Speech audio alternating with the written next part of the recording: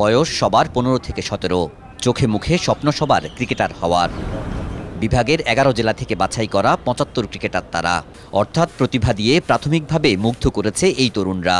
এবার এই ক্রিকেটারদের নিয়ে শুরু হচ্ছে দীর্ঘমেয়াদী স্কিল ক্যাম্প। আমাদের স্বপ্ন বড় হয়ে আমরা ক্রিকেটার হব, আমার স্বপ্ন আমরা ক্রিকেটার হব। আমার ডিভিশন মেইন টিম, এটার জন্য অনেক পরিশ্রম করতে হয় আমাদের, কিন্তু এখন একটা সুযোগ করে দিয়েছে ওনারা যে এখানে পারফরমেন্স শো করো, তারপরে আমাদেরকে ডিভিশনে ডাকা হবে আর কি। এই ক্রিকেটারদের নিয়ে প্রথমে হবে 3 সপ্তাহের ক্যাম্প, এরপর হবে টুর্নামেন্ট। তখনও বাছাই করে ক্রিকেটারদের সংখ্যা কমিয়ে আনা হবে।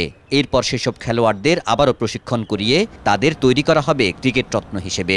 আমাদের এখানে যখন ক্যাম্প করে আমাদের স্কিল ডেভেলপ করে, তারপর আমাদের ফুডার বা বিভিন্ন ইয়ে নিয়ে কাজ করে, তখন আমাদের ম্যাচ বা যদি কোনো একটা টুর্নামেন্ট হয় এখানে পারফর্ম করতে অনেক সুবিধা হয়। এই ক্যাম্পগুলোর মধ্যে অনেক ধরনের প্লেয়ার আসে, প্রতিযোগিতা হয়, হান্টিং হয়। এখান থেকে আমরা অনেক কিছু শিখতে পারি। ফিউচারে আমি ন্যাশনাল টিমে খেলতে চাই। চট্টগ্রামের জহুর আহমেদ চৌধুরী স্টেডিয়ামের অনুশীলন মাঠে স্কিল ক্যাম্পের উদ্বোধন হয়। সেখানে প্রধান অতিথি ছিলেন বিসিবি পরিচালক এবং চট্টগ্রাম আঞ্চলিক ক্রিকেট সংস্থার আহ্বায়ক আজম নাসিরউদ্দিন। ভালো প্রশিক্ষণ দিতে পারলে অবশ্যই মানসম্পন্ন ক্রিকেটার বেরিয়ে আসবে বলে বিশ্বাস তার। আন্ডার 16 একটা টিম গঠন করব, আর একটা হলো আন্ডার 18। এদেরকে আমরা দীর্ঘমেয়াদী একটা প্রশিক্ষণের ব্যবস্থা গ্রহণ করব। চট্টগ্রাম থেকে আগামী 5 বছরের মধ্যে জাতীয় দলে একাধিক ক্রিকেটার আমরা তৈরি করতে আর কি।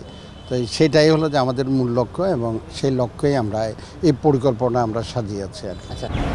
এই বছরের 6 মার্চ থেকে চট্টগ্রাম বিভাগে শুরু হয় এই প্রতিভার খোঁজ। যে কোনো আঞ্চলিক ক্রিকেট সংস্থার উদ্যোগে জেলা পর্যায় থেকে ক্রিকেটার বাছাই কার্যক্রম চলছে এবারই প্রথম।